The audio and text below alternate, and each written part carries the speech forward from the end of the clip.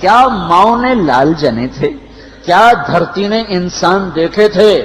آج تک دنیا ایسا بادشاہ نہ دکھا سکی جو 22 لاکھ مربع میل پہ حکومت کر کے مسجد میں جھاڑو دے رہا ہو، جو 22 لاکھ مربع میل پر حکومت کر کے پانی کی مشق کندھے پہ اٹھا کے بیوہ عورتوں کے گھر میں گھڑوں میں پانی بھرنے جا رہا ہو۔ امیر المومنین کہاں جا رہے ہو؟ فلاں اماں کے گھڑے میں پانی بھرنے جا رہا ہوں، فلاں کے گھر میں پانی بھرنے جا رہا ہوں۔ 22 لاکھ مربع میل پہ حکومت کر کے دھرتی نے ایسا بادشاہ نہیں دیکھا جو اونٹ چراتا پھر رہا ہو، اور جو بیت المال کا اونٹ گم ہوا چولے کو باندھا اور دوڑ لگائی، آگے احنف بن قیس ملے، ارے کہاں جا رہے ہو امیر المومنین؟ کہ تو بھی آجا، بیت المال کا اونٹ گم ہو گیا ہے، مل کے تلاش کریں۔ پتہ نہیں کتنے مسلمانوں کا اس میں حصہ ہے۔ دھرتی ایسا بادشاہ نہ دکھا سکے گی، نہ دکھا سکے گی، کوئی ایسا آیا ہی نہیں ہے کہ جو اتنی بڑی سلطنت کا مالک ہو اور کیکر کے درخت کے نیچے بغیر پیروں کے سو رہا ہو۔ یہ ہمارے چھوٹے چھوٹے حکمران، ووٹوں کے ذریعے سے کرسیوں پر بیٹھنے والے، ان بے وقوفوں کے آگے بھی پہرے، پیچھے بھی پہرے، دائیں بھی پہرے، بائیں بھی پہرے، اوپر بھی پہرے، ان کی گاڑیاں بھی بلٹ پروف، یہ پھر بھی ڈرتے ڈرتے جا رہے کہ انہوں نے ظلم کیا، یہ اپنی ذات میں خوف زدہ ہو گئے۔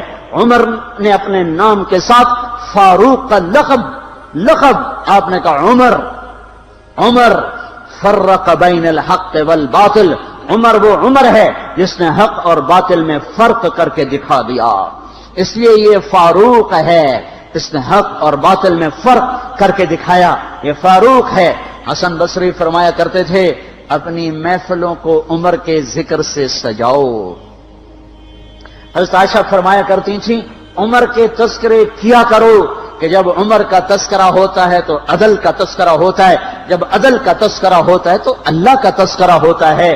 کہ ہم عائشہ رضی اللہ تعالیٰ عنہا فرمایا کرتی تھیں اتنے بڑی سلطنت پر حکومت کرنے کے بعد اللہ کی راہ میں جانے والے مجاہدین کے گھر گیا کھڑا ہوا ہے، دروازے پہ دستک دے رہا ہے، بیٹی کوئی بازار سے سودا لینا ہو تو مجھے بتاؤ، تیرے گھر والا تو اللہ کی راہ میں ہے، میں تمہارے گھر کا سودا لے آؤں، کیا کیا چیز چاہیے؟ تم نے اپنے خامند کو خط لکھنا ہوگا، تم تو لکھنا نہیں جانتی، مجھے بتاؤ میں تیرے خامند کو تیری طرف سے خط لکھوں۔ اما تیرا بیٹا اللہ کی راہ میں گیا ہوا ہے، مجھے بتا میں تیرے بیٹے کے نام تیری طرف سے خط لکھوں۔ اتنی بڑی جس کے سامنے قیصر اور کسرا زیر و زبر ہو گئے، کج کلا، وہ زمین میں جا کے تہ خاک میں وہ سارے ہیرے لال جواہر، وہ زمین میں لوٹ پوٹ کرنے والا، کسرا کے تخت کو توڑنے والا اور روم کی طاقت کو توڑنے والا، آل ساسان کی طاقت کو توڑنے والا اور نوشیروان کے خزانے مدینے میں لانے والا اور خسرو پرویز کے خزانے مدینے میں لانے والا اور رومت الکبرى کے خزانے مدینے میں لانے والا خود اپنے کرتے میں 14 پیوند لے کے چل رہا ہے۔ 14 پیوند کے ساتھ کرتا ہے، مہینے میں 1 دن گوشت کھاتے تھے، وہ روٹی کھاتے تھے کہ عام آدمی حلق کے نیچے نہیں لے جا سکتا تھا۔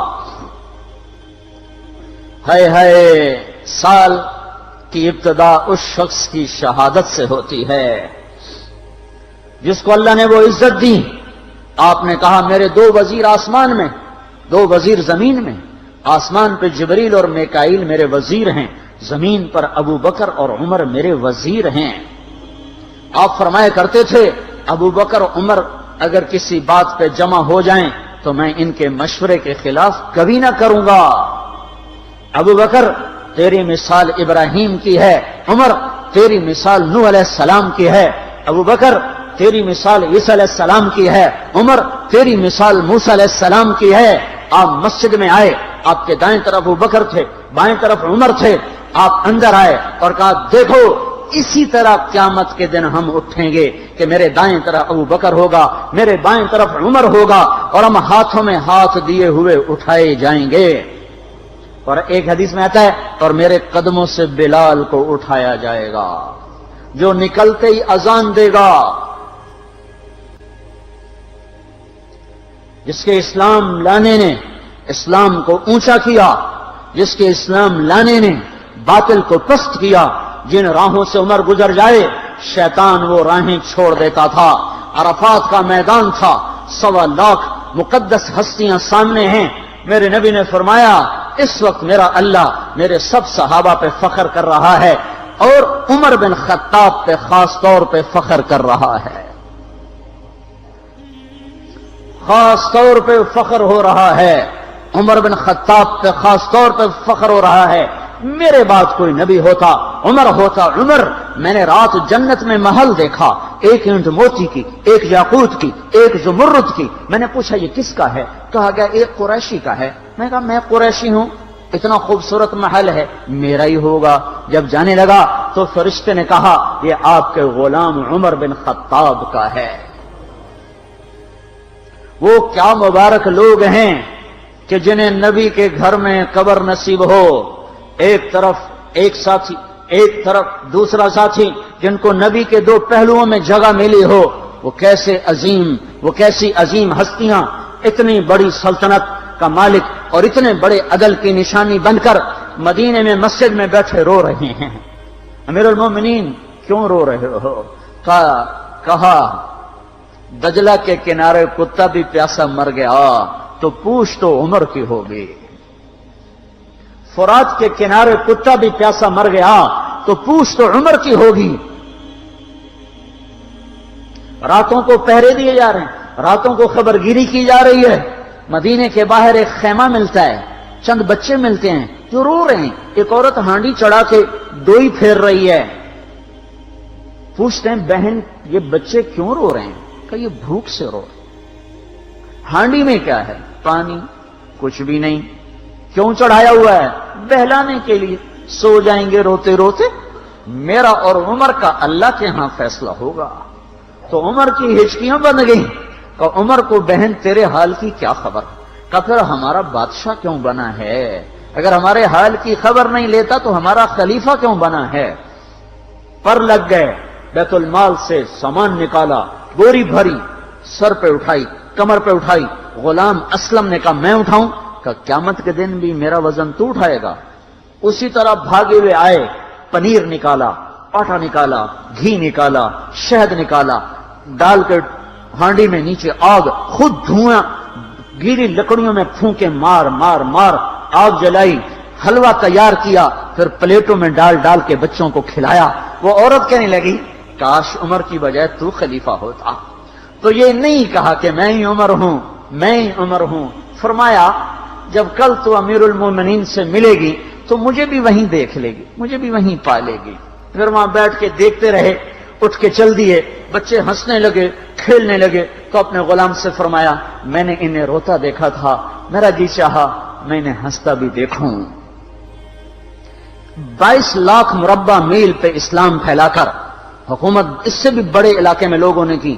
چنگیز نے اس سے زیادہ فتوحات کی، محمود غزنوی نے اس سے زیادہ کی، سکندر تیمور نے اس سے زیادہ کی۔ پر فتوحات کر کے یوں خدمت کر رہا ہو، پانی بھر رہا ہو، اونٹ چرا رہا ہو، امامت کرا رہا ہو، 14 پیوند لگے کپڑوں کے ساتھ خلافت کے تخت پر بیٹھا ہوا ہو، یہ دھرتی میں پھر کوئی نہیں آئے گا۔ ہے نماز میں خنجر لگا، نماز پڑھاتے ہوئے 27 ذوالحج، 27، 28، 29 یکم کو انتقال ہوا۔ یکم محرم موت کے آثار گہرے نظر آئے۔ بیٹے کو بلایا کہ بیٹا جاؤ اما عائشہ سے پوچھ کے آؤ کہ عمر اپنے ساتھیوں کے ساتھ دفن ہونے کی اجازت چاہتا ہے۔ امیر المومنین کے لقب سے بات نہ کرنا، عمر کہنا، عمر، اب میں امیر المومنین نہیں رہا۔ جب وہ پوچھنے گئے تو حضرت عائشہ رو رہی تھیں۔ انہوں نے عرض کی اما جان میرا باپ اپنے ساتھیوں کا پڑوس چاہتا ہے۔ انہوں نے فرمایا یہ جگہ تو میں نے اپنے لیے رکھی تھی، لیکن اگر عمر چاہتے ہیں تو ان کو مجھ پر فضیلت ہے، میں ان کے لیے دستبردار ہوں۔ انہوں نے واپس آ کر خوشخبری سنائی، مبارک ہو اجازت مل گئی۔ کہ نہیں شاید میرے شرم میں اجازت دی ہو، جب مر جاؤں تو مجھے دوبارہ دروازے کے سامنے رکھ کر پھر جا کے پوچھنا، اس وقت اجازت ملے تو پھر لے جانا، ورنہ مجھے بقیع کی طرف لوٹا دینا۔ اتنے میں حضرت علی آئے، پریشان دیکھا، عمر کیوں موت سے